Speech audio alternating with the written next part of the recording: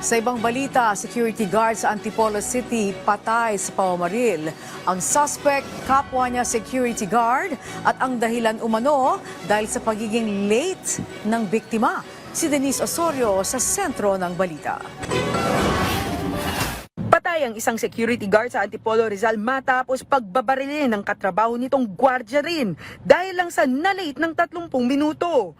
Ayon kay Antipolo City Police Chief Lieutenant Colonel Ryan Manongdo, napuno ang suspect dahil sa malimit na pagiging late ng biktima. Kinuha ang kanyang service firearm at pinaputukan ng biktima ng 3 beses. Siguro maaaring nagkataon lang na may malalim na rason within sa kanyang workplace or somewhere there na nag-trigger na kanyang emosyon at hindi na natigilan niya.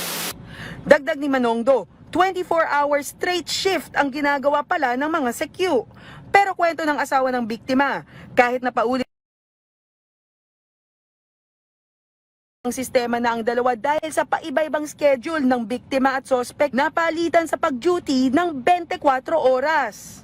Lagi pong nagkukwento yung asawa ko sa akin na lagi nga po siyang late. Kung may galit ka sa asawa ko,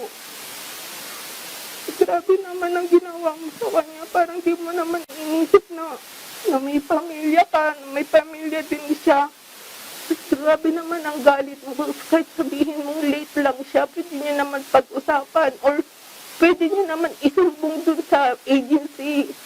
Pwede niyo naman siyang ireklamo. Bakit umabot sa ganun tapos 3 putok? Ano yun? Justisya naman. Agad ding sumuko sa pulis ang suspect matapos ang krimen. Na-recover din ang baril na ginamit sa krimen.